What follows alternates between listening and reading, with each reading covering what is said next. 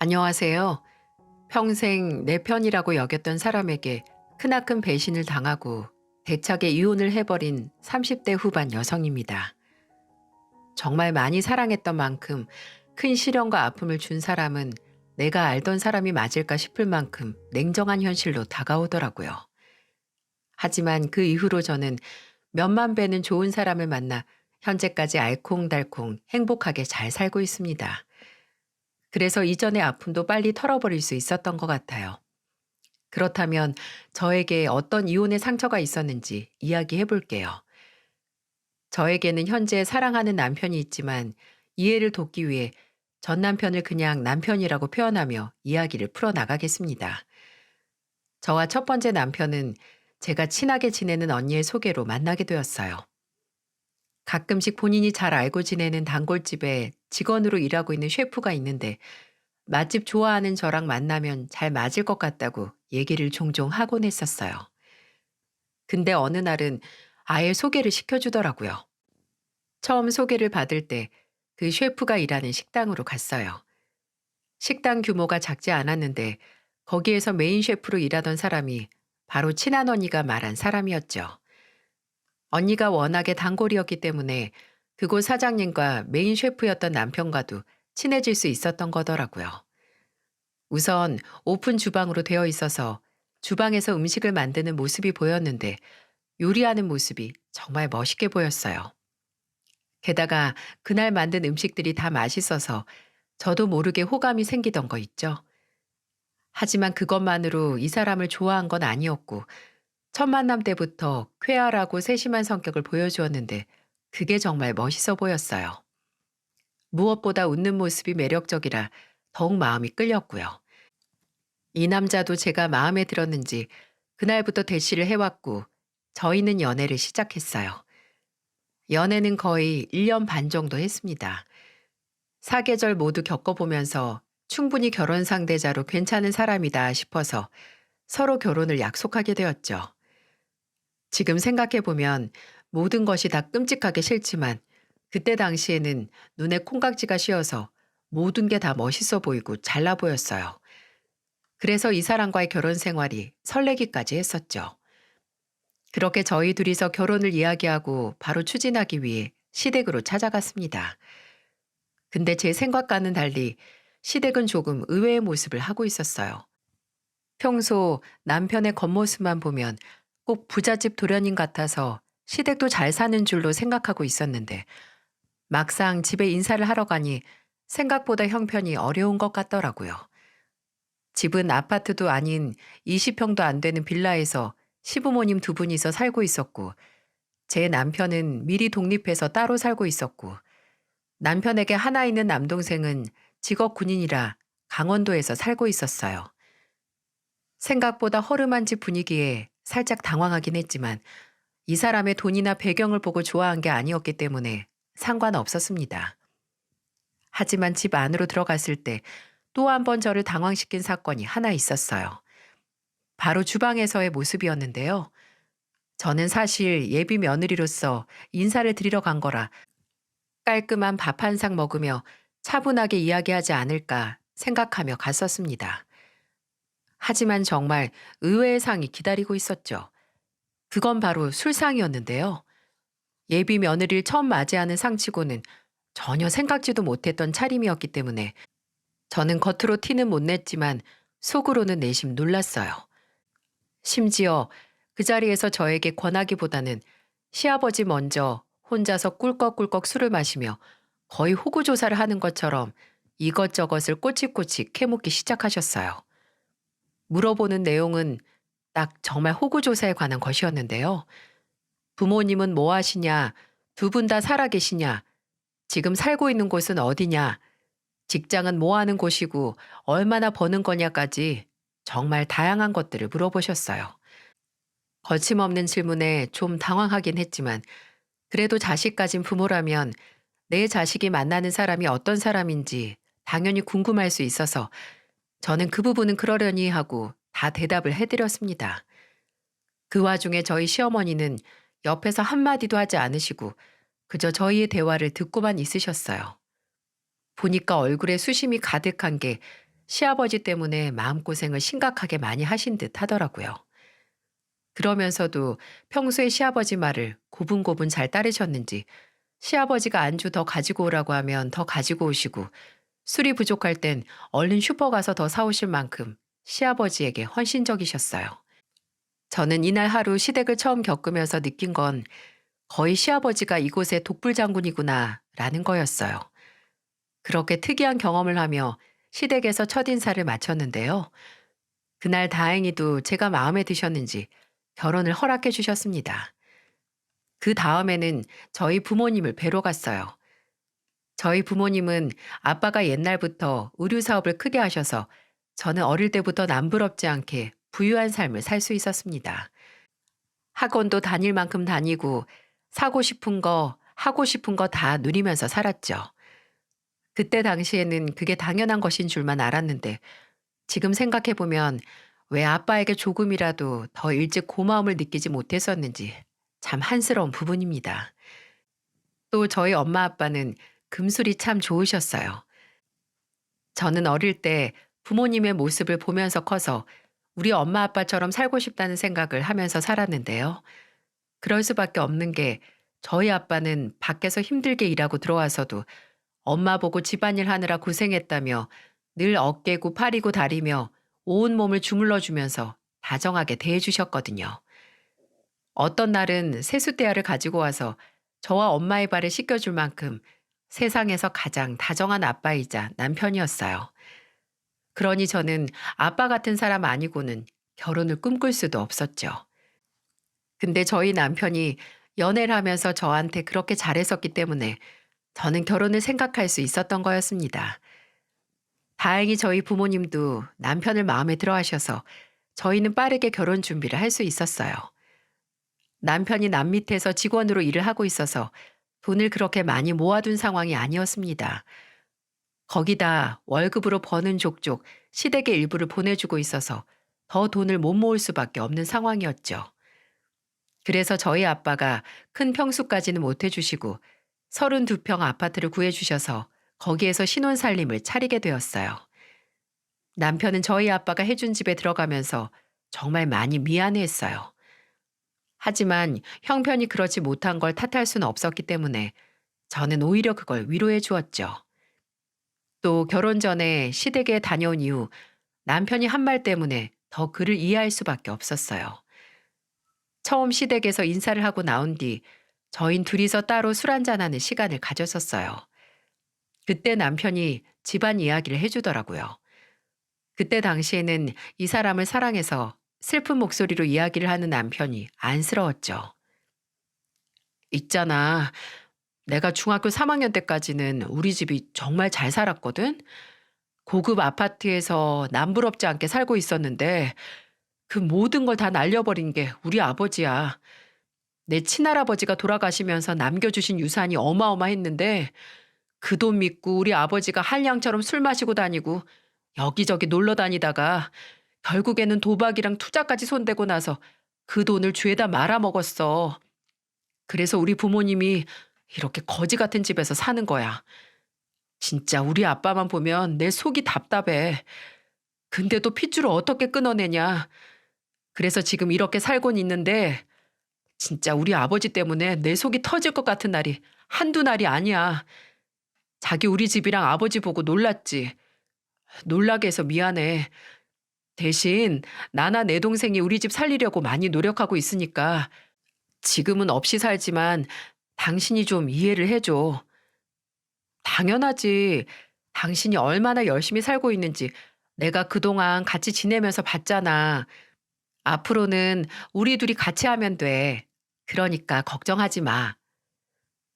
힘들어하며 자신의 이야기를 꺼내는 남편을 보면서 저는 위로해주며 앞으로 힘든 길을 같이 가줘야겠다. 마음 먹으며 달래주었어요. 하지만 내심 갈 길이 멀다고 생각된 부분도 있긴 했었는데요. 사실 시아버지도 시아버지지만 시어머니는 부잣집 사모님 티가 아직도 나고 있어서 본인도 모르는 고상함이 몸에 배어 있으셨어요. 심지어 피부도 어찌나 뽀얀지 고생한 티가 하나도 나지 않더라고요.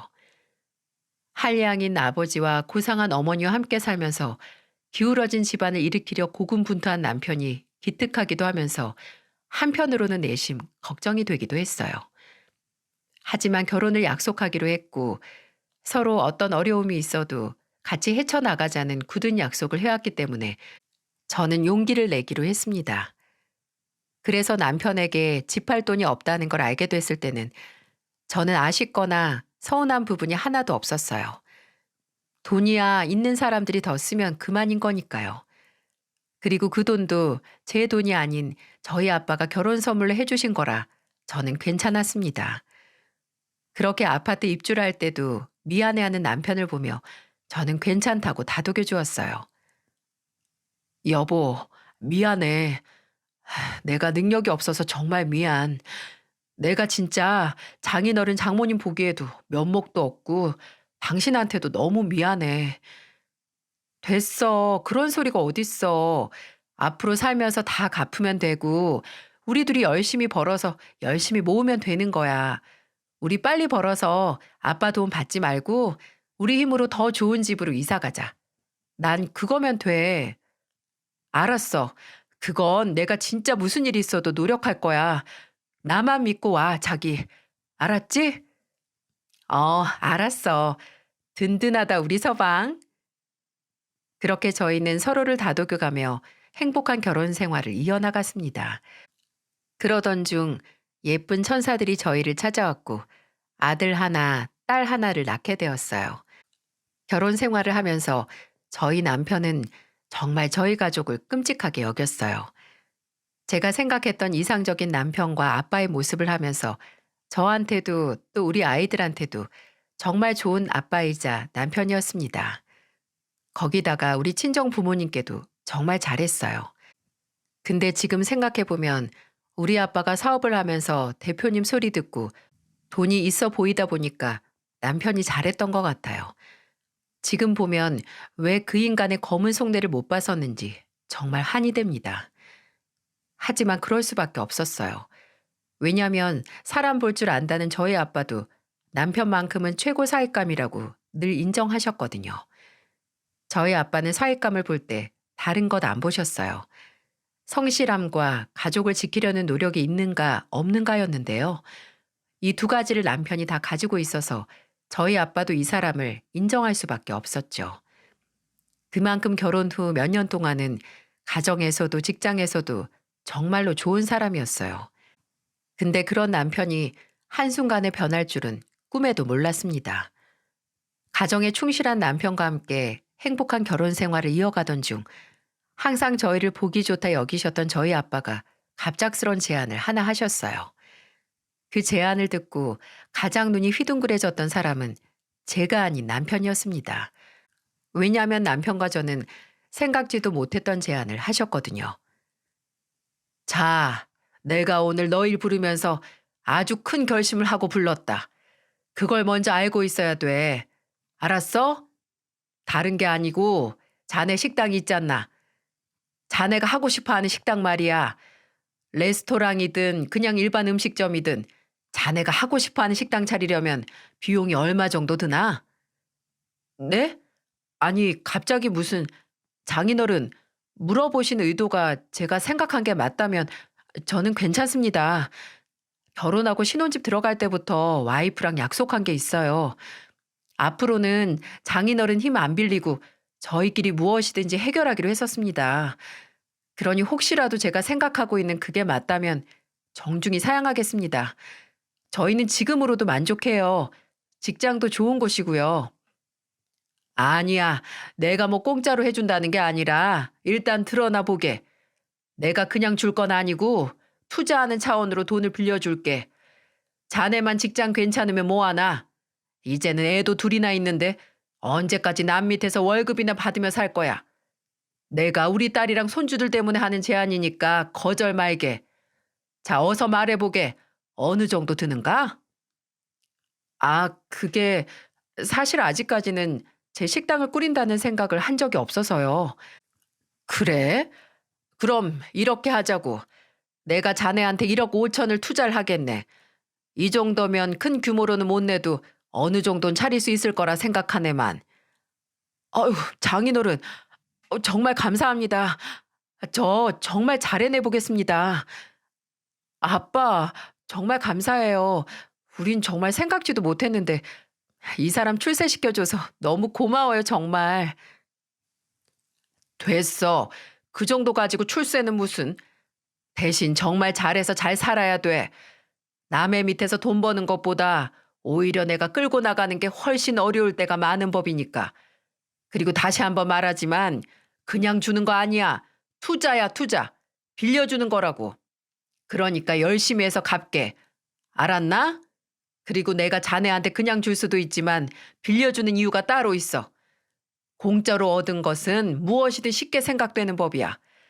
그래서 이 돈 가지고 자네가 나태해질까봐 내가 다 돌려받으려는 거니까 서운해하지는 말게. 다 자네를 위한 일이니까. 그래서 말인데 더 정확하게 하기 위해서 차용증도 써야 하네. 내가 사업하는 사람이라 이런 건 확실하게 해둬야 하니까 차용증까지 다 써놓고 가게나. 네, 장인어른 당연하죠. 차용증 쓰겠습니다. 그리고 장인어른이 해주신 말씀 명심 또 명심하겠습니다. 저 정말 열심히 해서 이자까지 다 같이 갚겠습니다. 정말 감사합니다, 장인어른. 그렇게 저희는 그날 아빠의 투자 약속을 받을 수 있었고 남편은 차용증까지 쓴 후에 투자금과 함께 남편과 제가 모아둔 돈을 합쳐서 식당을 하나 차릴 수 있었어요. 사실 근데 나중에 아빠가 저한테만 해준 이야기인데 저희 아빠는 처음 차용증 이야기를 할 때는 진심이 아니라 떠본 거라고 하시더군요. 저희 남편이 혹시라도 아빠 돈을 쉽게 생각하면 어쩌나 싶어서 가볍게 떠본 거였는데 오히려 남편 쪽에서 적극적으로 차용증 양식을 가지고 와서 공증까지 받아와 놀라셨다고 하셨죠. 근데 늘 저희 남편이 하는 말이 다른 사람은 몰라도 저랑 저희 아빠만큼은 절대로 실망시키고 싶지 않다는 소리를 늘상 해왔기 때문에 이번 처사도 그 마음으로 한 것 같아 내심 고마웠어요. 차용증을 써서가 아니라 그만큼 우리 가족을 사랑한다는 뜻이었으니까요. 그 이후 남편은 투자 원금과 함께 법정 이자금을 같이 내는 것으로 차용증을 썼는데 거기에서 저희 아빠가 그 사람의 숨통을 좀 열어주기 위해 기한을 정하지 않으셨어요.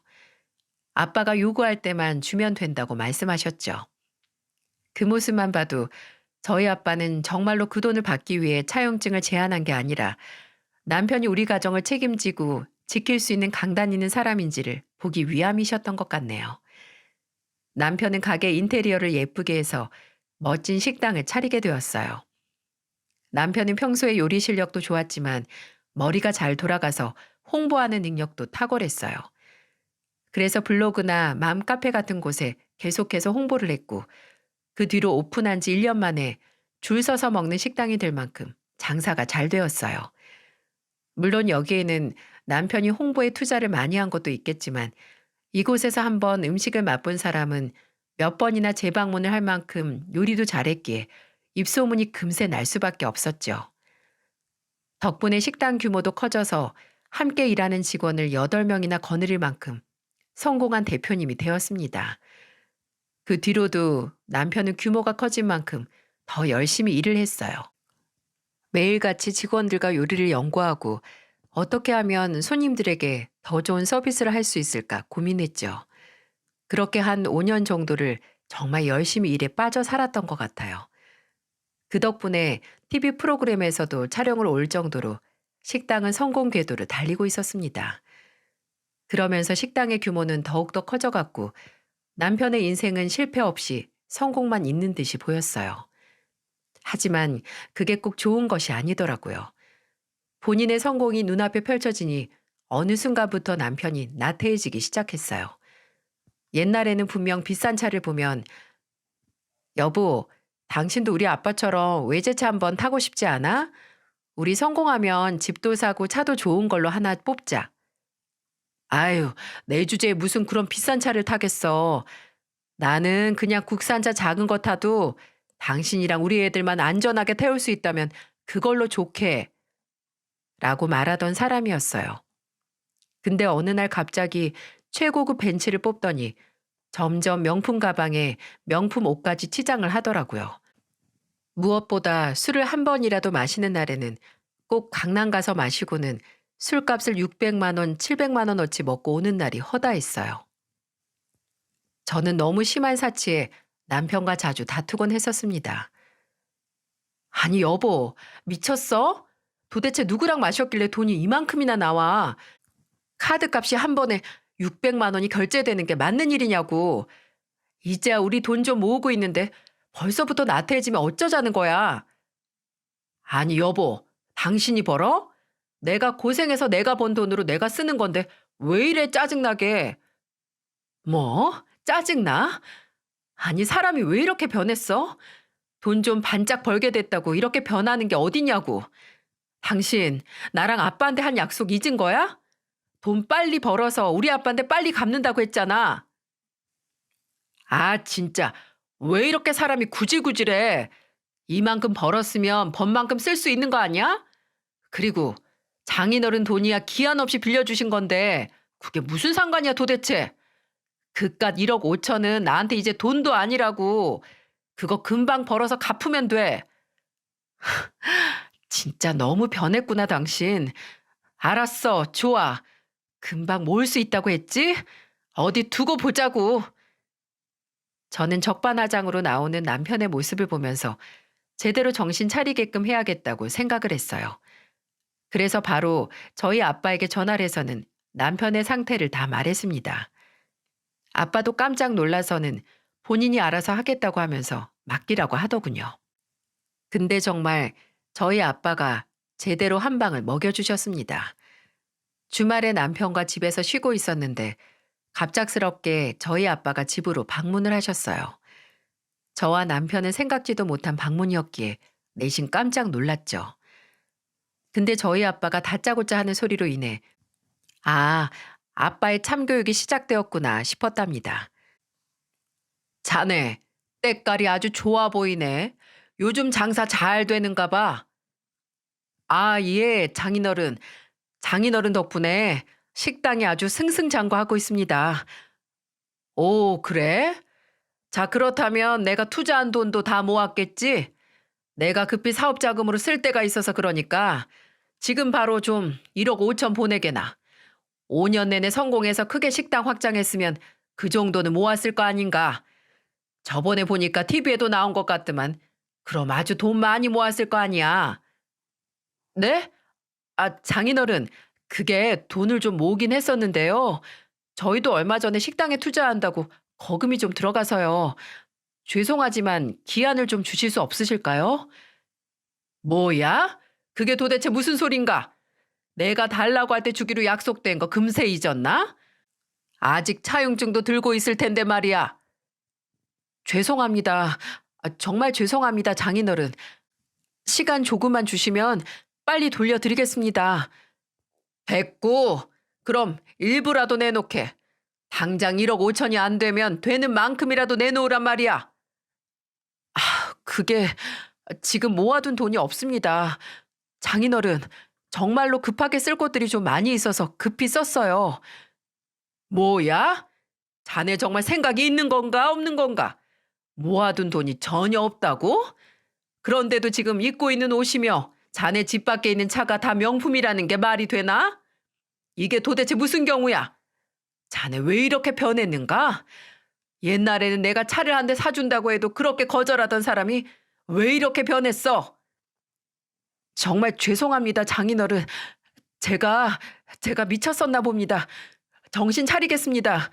다시 정신 바짝 차리겠습니다. 됐고, 나는 그 돈 무조건 받아야겠네. 더 오래 기다려줄 수 없으니까 자네 차를 팔든 옷을 팔든 다 팔아서 일주일 이내로 무조건 그 돈 만들어서 내 앞에 가지고 와. 저희 아빠는 크게 호통을 쳐놓고는 대답도 듣지 않고 나가버리셨어요. 저는 내심 남편이 걱정되면서도 한편으로는 속이 다 시원했습니다. 왜냐하면 이렇게 하지 않으면 고삐 풀린 망아지 마냥 더 날뛸 것이 분명했거든요. 아빠가 가자마자 남편은 완전히 난리가 났어요. 그럴 수밖에 없는 게 남편의 사치로 인해서 집에 모아지는 돈이 없었거든요. 그래서 제가 정신을 차리게끔 해줘야겠다 싶어서 아빠에게 SOS 요청을 한 거였는데 아빠가 딱 알맞은 조치를 해주신 거였죠. 아빠가 그렇게 가고 나서 저는 따로 통화를 했는데 사실 저희 아빠는 그 돈을 받을 생각이 없으셨어요. 한번 겁을 주고 나면 남편이 정신을 차리지 않을까 싶어서 강하게 나오셨던 거더라고요. 지금부터는 저한테 권한을 줄 테니 지혜롭게 잘 대처하라고 하시기에 저도 저의 방식대로 나갔습니다. 당신 이제 어떡할 거야? 아빠가 당장 돈 다 갚으라는데 이제 어쩔 거냐고. 그동안 당신이 사치 부리느라 우리 모아둔 돈도 얼마 없는데. 그러니까 내가 그렇게 생각 없이 써대지 말랬잖아. 여보, 정말 미안해. 정말 미안해. 내가 진짜 잘못했어. 그동안 내가 완전히 미쳤었나 봐. 그러지 말고 당신이 장인어른 좀 설득해주면 안 될까? 기간만 좀 연장해 주시면 내가 어떻게든 그때까지는 만들어 볼게. 사치도 안 부릴게. 그걸 내가 어떻게 믿어? 한 번 변한 사람이 두 번은 못 변하겠어? 아니야. 나 진짜 이번엔 안 변해. 내가 어떻게 할까? 어떻게 했으면 좋겠어? 그럼 각서 써. 앞으로 다신 변하지 않겠다는 각서랑 번 돈의 몇 퍼센트는 꼭 저축해서 아빠한테 갚고 그 외 필요한 돈은 나한테 용돈 타서 딱 그만큼만 쓰겠다고. 알았어. 알았어, 여보. 그렇게 할게. 남편은 다행히도 평소에 아빠를 많이 무서워했기 때문에 아빠의 작전이 잘 먹혀들었고 저도 제대로 남편에게 한 방 먹여주며 정신을 차리게 할 수 있었어요. 그 덕에 저희 아빠는 다시 한번 기회를 주면서 나중에 달라고 할 때는 꼭 주라고 이야기를 하고는 일이 잘 마무리가 되었죠. 그 뒤로 한 2년 정도는 남편이 다시 옛날 모습으로 돌아와 착실하게 살고 있었습니다. 하지만 그 유효 기간은 딱 2년 정도였던 것 같더라고요. 어느 날부턴가 남편은 저 몰래 비자금을 챙겨두었는지 슬금슬금 다시 사치 부리던 대로 돌아가고 있었어요. 그것 때문에 또 다툼이 잦아지고 있었을 즈음 갑작스럽게 저희 친정 쪽에 크나큰 사건이 연달아 터지고 말았습니다. 바로 저희 친정엄마의 암과 아빠 사업의 큰 어려움이었죠. 먼저 엄마가 갑작스럽게 암에 걸리게 되면서 저희 친정 분위기는 너무 안 좋았어요. 다행히도 항암 치료를 잘 받으면 모두 완치될 수 있어서 저희는 어떻게 해서든 엄마를 살리기 위해 노력했습니다. 그 사이에 엄마의 머리는 다 빠지고 몰골이 말이 아니게 되어서 정말 마음이 아프더라고요. 그리고 하필이면 그 비슷한 시기에 아빠 사업이 갑자기 거래처에서 사기를 당하게 되면서 함께 일하던 직원의 횡령까지 겹쳐 무너지기 시작한 사건이 일어나고 말았어요. 그 사건으로 인해 아빠는 완전히 기울어진 사업을 다시 살리기 위해 현재 살고 있던 집까지 팔아가면서 회사를 위해 노력하셨어요. 그리고 아빠는 어쩔 수 없이 남편에게 빌려준 돈을 다시 받아야겠다고 생각을 하셨던 것 같아요. 선영아, 아빠가 정말 미안한데 지금 아빠가 사업이 많이 힘들다. 그래서 말인데 너희 남편한테 돈을 좀 받아야 할 것 같다. 그러니까 네가 말 좀 해서 그 돈 좀 받아와라. 보니까 여전히 가게 잘 돼가고 있던 것 같은데 어느 정도 모지 않았을까 싶어. 그러니까 어렵겠지만 그 돈 좀 받아다오. 근데 나도 내심 서운하구나. 지금 내가 상황이 어떤지 모르지 않을 텐데 연락 한 번 없이 아무런 소식 없는 게 솔직히 괘씸해. 내가 지한테 어떻게 했는데. 근데 뭐 어쩌겠니. 사람 인생이 다 거기서 거기지. 그러니까 네가 잘 말해서 좀 받아와 줘. 네, 알겠어요. 아빠 걱정하지 마세요. 제가 이야기해 볼게요. 저는 그때 남편에게 가서 바로 이야기를 했어요. 여보, 우리 아빠 요즘 힘든 거 알지? 그래서 말인데 아빠가 이번에는 진짜로 이자까진 괜찮으니까 1억 5천 원금이라도 빨리 좀 보내달라고 하시네. 뭐? 아니 이게 또 갑자기 무슨 경우야? 나한테 그 돈이 당장 어디 있다고? 진짜 장인어른 해도 해도 너무하시는 거 아니야? 뭐라고? 당신이 먼저 차용증 쓰고 당신이 먼저 다 쓴 조건들 아니야. 게다가 아빠가 한 번 더 기회 주신 거 잊었어? 아니, 아무리 그래도 사위한테 자꾸 돈을 달라고 하는 사람이 어딨어? 아니, 인간이 추잡해도 정도가 있지. 당신 말 다 했어? 말 다 했냐고. 하다못해 차라도 팔아서 아빠한테 드릴 수 있는 거잖아. 뭐야? 아니, 사업하면서 차가 얼마나 중요한데. 아, 몰라. 나 지금 당장 차 팔 수도 없고 돈도 없으니까 알아서 하시라고 해. 그 정도 능력도 안 되신데? 남편의 뻔뻔한 모습을 보면서 저는 치가 떨렸어요. 사람이 이렇게까지 변할 수 있는 건가 싶을 정도로 실망감이 컸습니다. 당신 진짜 완전히 변해버렸구나. 그전에는 우리 아빠 무서운 줄도 알고 살던 인간이 왜 이렇게 변했니? 됐어. 다 필요 없고 나 우리 모은 돈 아빠한테 다 드릴 거니까 그렇게 알아. 야, 미쳤어? 그 돈을 왜 장인어른한테 주는데? 줄 거면 네 돈 가지고 줘. 우리가 모은 돈에서 내 지분이 얼만데 그걸 장인어른한테 주겠대? 주기만 해봐. 바로 이혼이니까. 야, 나도 너랑 이혼하고 싶어. 너란 인간 진짜 치가 떨린다. 알아? 그리고 왜 그게 대부분 네 지분인데? 거기에 내 돈이 얼마나 많이 들어가 있는데. 너 그동안 식당에 돈 필요하다고 이리 빼고 저리 빼고 해서 나한테 준 돈이 얼마나 된다고 그딴 소리를 해?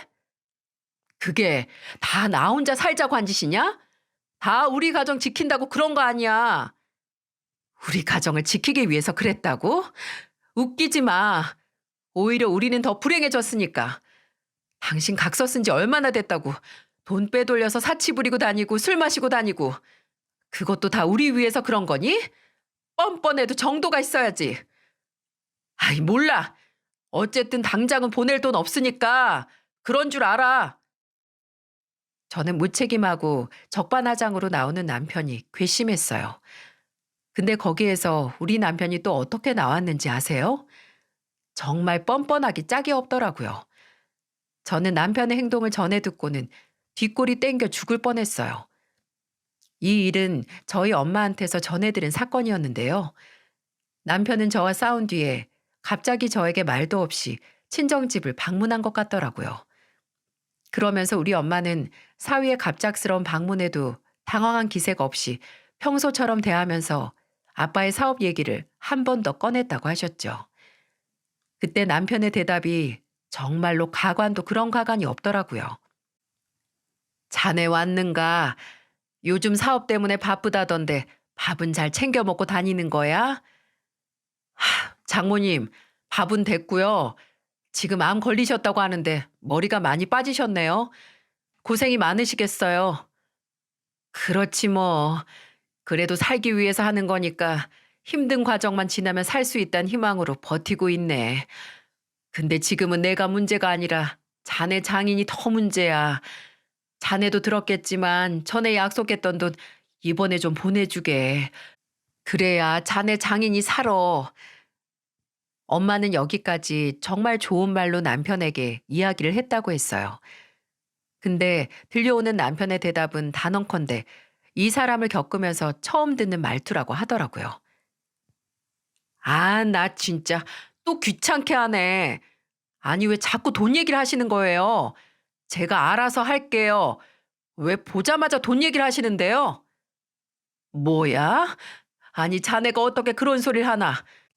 자네 힘들 때 자네 장인이나 나나 얼마나 물심양면으로 도왔는데. 나 참 생색내는 것 하고는. 아니, 그럼 장인 장모가 사위한테 그런 것도 하나 못 해줍니까?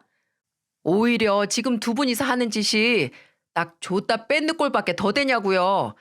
어디 지나가는 사람한테 물어보세요. 줬던 돈 다시 달라고 하는 게 맞는 건지. 남편이 저희 엄마한테 이렇게까지 몰상식한 말을 하면서 화를 내고 있을 때 잠자코 안방에 있던 아빠가 갑자기 엄청난 분노를 하면서 방으로 나오셨다고 했어요. 그러면서 주방으로 가서 굵은 소금을 가지고 와 남편에게 확 뿌려버렸다고 하시더군요. 이 아이놈아, 너 지금 그게 어른한테 무슨 말버릇이야? 무슨 행패냐고.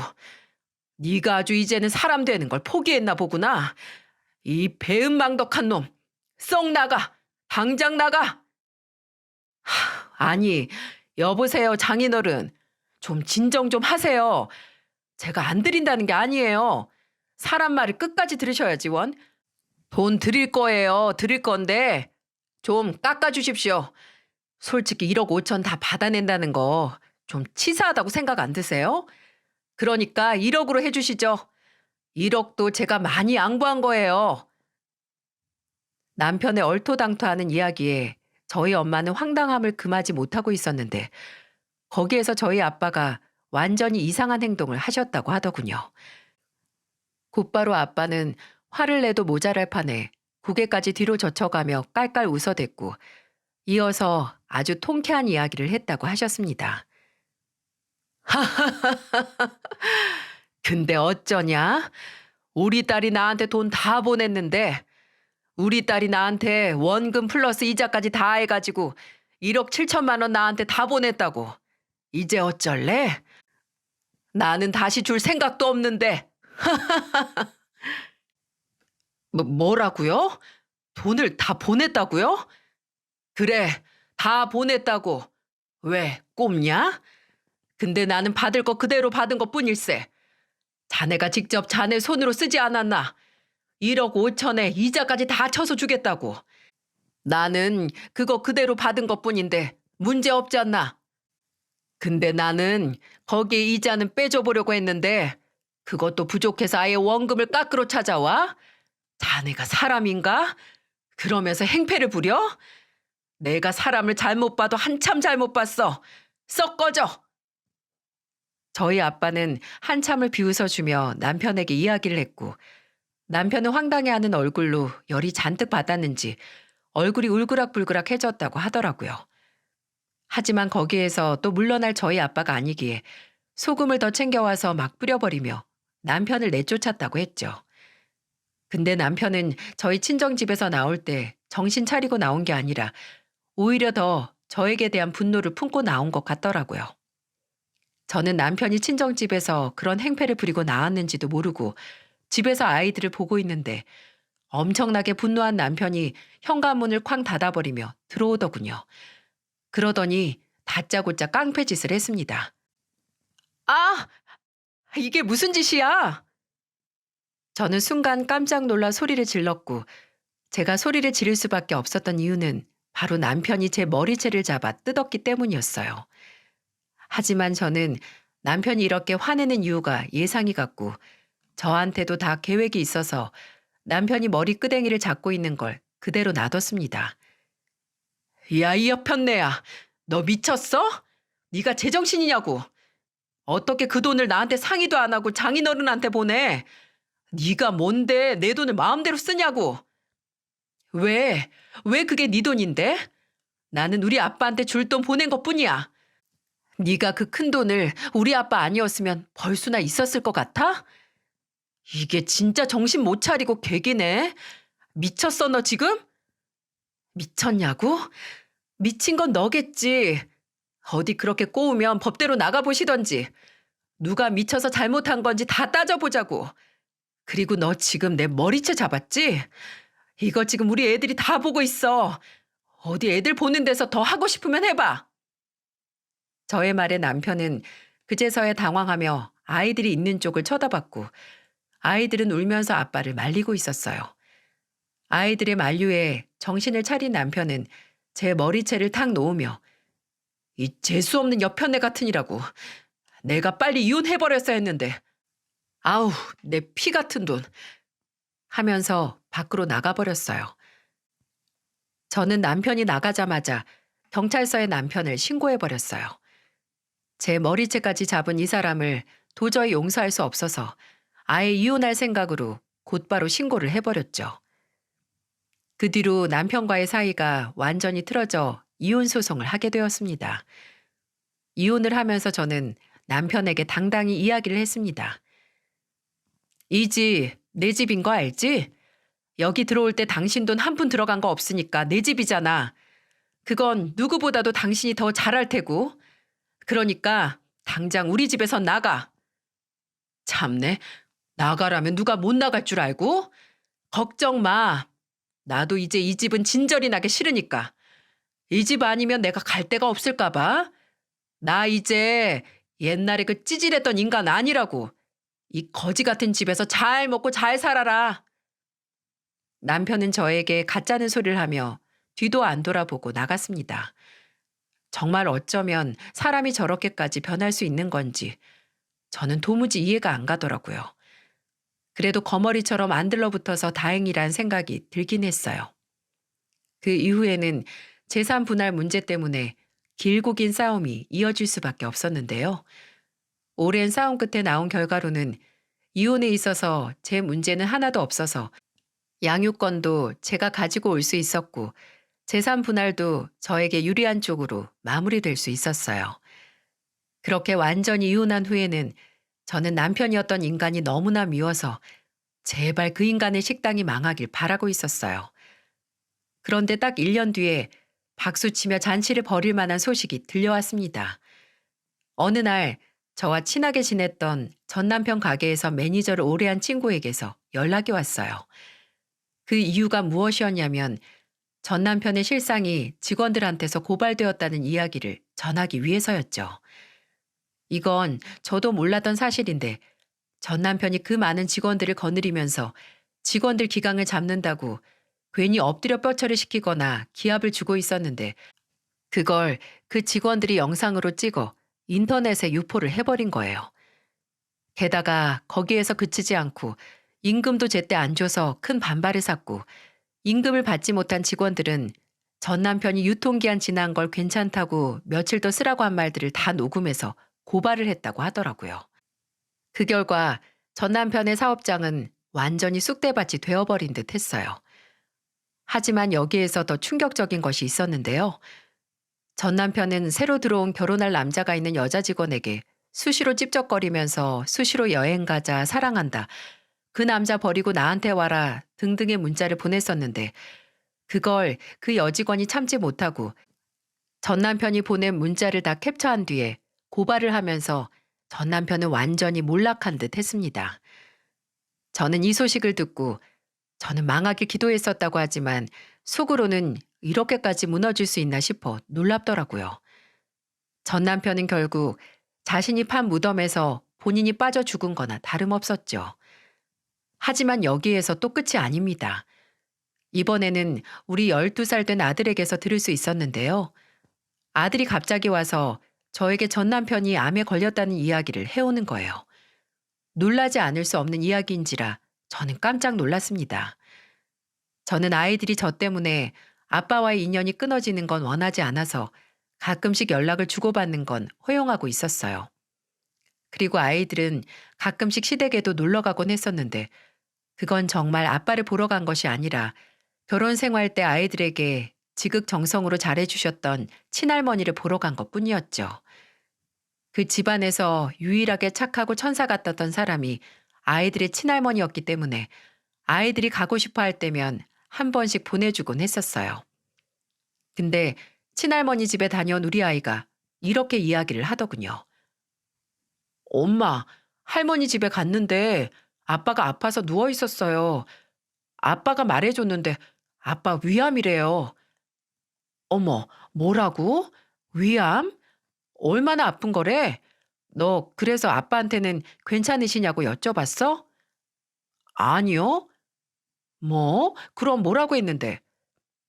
아빠 암 걸렸다고 하길래 아빠한테 그럼 암 걸렸다고 우리 엄마랑 우리 귀찮게 하지 말라고 했어요. 그때 엄마 때린 것도 나 다 기억하고 옛날에 외할머니가 엄마한테 울면서 아빠가 외할머니 보고 귀찮게 하지 말라고 말한 것까지 다 기억하고 있어서 아빠한테도 똑같이 이야기해주고 왔어요. 뭐라고? 유성아, 그래도 아빠한테 그렇게 말하면 안 돼. 그래도 너한테는 너네 아빠잖아. 몰라요. 저한테는 이제 아빠 없어요. 아빠 싫고 미워요, 저는.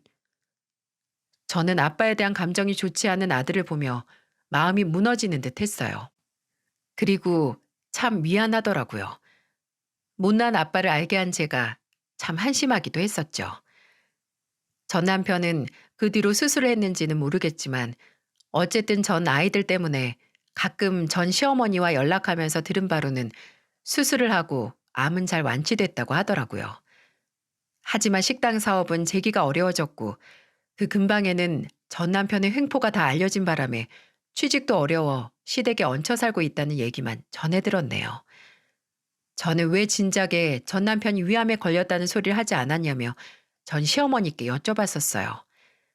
그 사람은 밉지만 그래도 자식이 아프다는데 마음 편할 부모가 어디 있겠나 싶어 전 시어머니가 안쓰러웠거든요.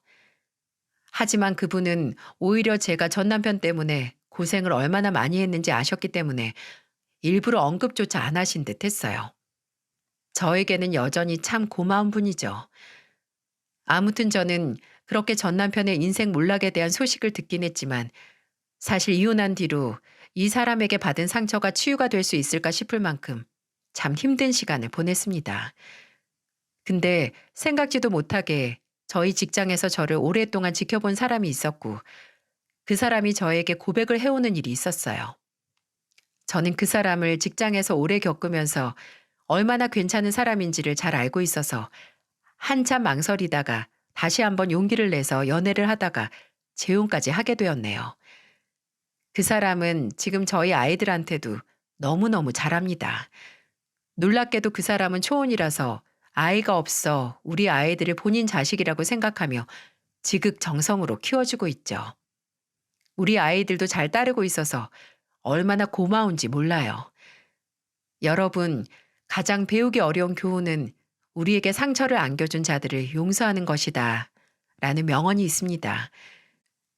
저는 전 남편을 정말 용서하기 힘들었지만 그래도 이제는 제 인생도 다시 평온을 찾게 되어 오히려 미워하는 마음 때문에 힘든 제 마음을 회복시키기 위해 그 사람을 용서해 보려고 합니다. 물론 쉽지 않겠지만은요. 여러분도 저의 어려운 마음을 응원해 주셨으면 좋겠어요. 그리고 용기 내어 저와 새 인생을 시작해 준 제 지금의 남편에게 고맙고 사랑한다는 말도 꼭 전하고 싶네요. 여러분은 저 같은 아픔 겪지 마시고 좋은 사람들만 만나기를 바라면서 이만 사연을 마치겠습니다. 함께 해주셔서 정말 감사합니다.